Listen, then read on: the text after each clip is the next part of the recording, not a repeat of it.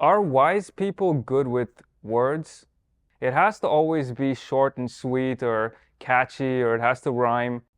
There are two types, at least two types. One is you have this very esoteric sounding somebody, and this is the guru. And the guru says something, you have no idea what they're talking about because they don't know what they're talking about half the time. But then they have this aura, like sort of Deepak Chopra-esque type of aura. And you believe them, you trust them. You just think like, well, I probably am not smart enough. So if I just think harder, then I will be able to get some wisdom from this beautiful but such deep statement that they made. And so for those type of wisdom gurus, I don't think it's necessary. In fact, it will hurt to be simple and accessible because they live from being complex and esoteric. What about looks? Like, I'm glad you mentioned the Deepak Chopra thing. There's Uh, a guy called Sadhguru. Do you know him? no, Where he's from in India, people don't respect him. He's seen as like a fraud or con man. But in the West, he sells out like I think stadiums. Like people yeah, will show up, pay money to see him, yeah, and his look is exactly what you would imagine a wise person to look like from yeah, head to toe. He right, dresses in robes. He has right. a big beard. Do looks matter? Do you have to have a big beard to be wise? No, no, you absolutely don't have to have a big beard to be wise. But if you want to be a charlatan who pretends to be wise and what you want to sell out stadiums, you probably want to fit a particular expectation of the culture where you want to sell out those stadiums. And sometimes it's beneficial to go to a different culture where people don't know you and either start from scratch or capitalize on some existing stereotypes and maybe even prejudices, what, like an Oriental bearded man in a robe would look like. And because for them, that is their some kind of an archetype of wisdom, or stereotype of wisdom, would rather say. Why does that phenomenon exist, by the way? Like, why do people pay money or they spend so much time listening to people talk like that? Maybe they are getting some wisdom, no? You should ask Jordan Peterson. I mean, he's very successful at that. I mean, he sells out stadiums. Um, Jokes aside, we sometimes there's this phenomenon of self-fulfilling prophecy. You expect a wise person to look a particular way because you have the cultural stereotype. Then you find somebody who looks like that. You try to seek something from what they say, even though it may be super abstract or really stupid, even, and you interpret it in a way that would make sense to you. And because of this process of interpreting, you actually may get some wisdom at the end.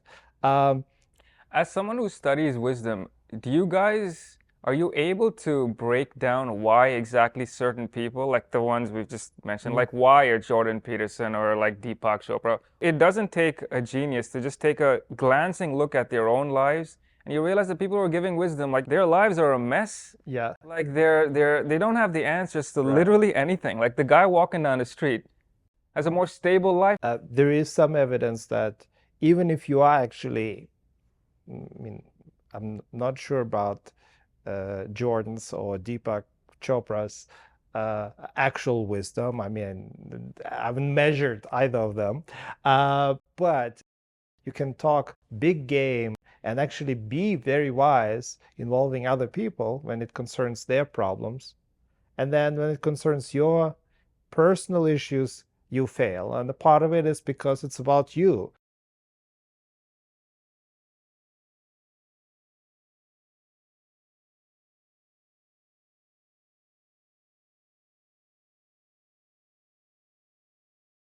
It's hard for us. It's hard for us to engage with complex topics that concern us personally without being reactive. Do wise people know that they're wise? Um, that's a very good question. Um, let's break this down. When you mean wise, if you mean like are people who are good at perspective taking, realizing that they're better at perspective taking than others, They may. After all, they're better at perspective taking. At the same time, they may not necessarily say that because they probably also think that a lot of other people are pretty good at perspective taking.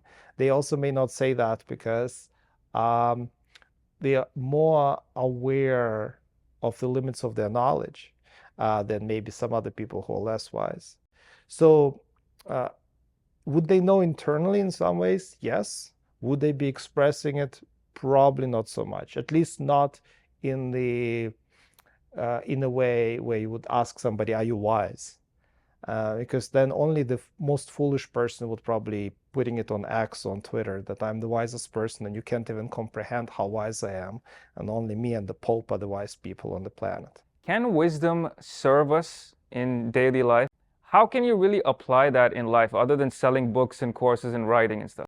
I'm just making this up, but what about like judges, for example? Right. Why not get a wise person or screen for that in some way? Find wise people in society and make them judges or apply that in some way.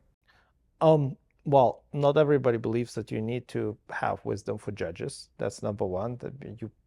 And I probably would agree that you need to have some legal training first. In the process of selecting for legal training, often it goes in opposite direction of selecting for wisdom, because you often train for certainty instead of uncertainty and just following rules instead of being flexible and navigating between different situations in which there are no clear-cut rules. But I think like in everyday life, yeah, we do select for wisdom and we do try to apply those type of things. I don't think features like, intellectual humility or perspective taking is something that you need to sell books. And in fact, you would be way better off making a really simple, dumb story that everybody could view as accessible and relatable. And sometimes those stories are simpler, but they are not true. There are a lot of pop science books, for instance, these days, where people would be writing something that is actually not true. It's not because the scientific story is much messier, and there are always exceptions. But those are harder to sell. So what do? They simplify and confidently proclaim that, if only kids didn't have X, then their lives would be better. The story is much more complex than that. But our incentive structures, for instance, would suggest that you would be better off being simpler, being louder, and being negative. And that's why some of the gurus and people, public intellectuals, are loud, simple, and negative. The way people define wisdom, this is in history and today, oftentimes I notice this. They say it's acting with knowledge while doubting what you know. But why is doubt seen as a bad thing or a weakness in society? Because we have it's an intricate sort of balancing act. On the one hand, our life is very uncertain. So acknowledging that uncertainty, acknowledging that doubt, acknowledging whether my knowledge is sufficient to deal with a given situation or not, or I'm just guessing, is necessary. But it is very, very threatening because we as a species try to minimize the uncertainty.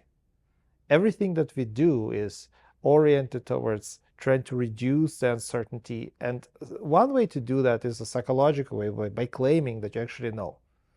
Whether you do or do not, that's a different story, but you just start claiming that because it will make you feel better. Is there room for leaders and presidents to be wise? Because their greatest fear is having doubt about anything. You can ask a politician anything, you have to have an opinion, and it has to be a strong opinion. You can't ever doubt is seen as he's not a leader, he's weak. Well, it depends. I think internally, a lot of politicians probably have a lot of doubts. I mean, you should be doubting everything that you get from your advisors, and you have the whole room of advisors that may have somewhat conflicting opinions. It will be only natural to doubt. When you talk to the public, it depends on the culture. If you live in a culture like our culture, where you do want to have a confident, strong leader, then you probably will not appreciate the uncertainty in their statement. At the same time, we also know that, at least in some countries, I don't know if it's true in Canada, but it was true in Denmark, where if the leader during the pandemic honestly communicated some caveats instead of just saying, do this and that's it. If they honestly communicated the caveats, they had greater trust. They enjoyed greater trust from the public. In politics, it's a very different situation. It's often just about survival. It's not about, being honest and being accountable. Are you wise? No. Why not? Like most people, I try to reduce uncertainty by either being overconfident or thinking only about some of the short-term things. Also because my wife sometimes tells me that I'm not very wise, and I do realize that I definitely don't think that I'm the wise person. I don't think there is such a thing as a wise person, by the way. I mean, there is a wise act in a given situation. Sometimes those scale up and they make up a wise person. Even Dalai Lama probably has some situations in which he makes mistakes. We all do. But And isn't this a trick? Like, aren't you saying that so that people will be like, he's doubting himself, so he must be wise. He knows the limits of his knowledge.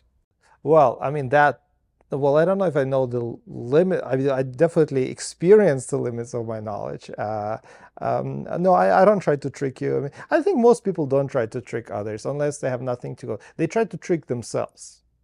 Like for instance, if I ask you, are you wise? Um, if you don't know anything about the construct, you would think, well, sounds like a good thing. I'm not sure. So probably a little bit, because nobody views themselves negatively. Has studying wisdom made you wiser? I don't know. Maybe in some odd ways, but I treat wisdom like any other topic in social sciences or philosophy. I think it's a very complex and interesting question because there are multiple things coming together.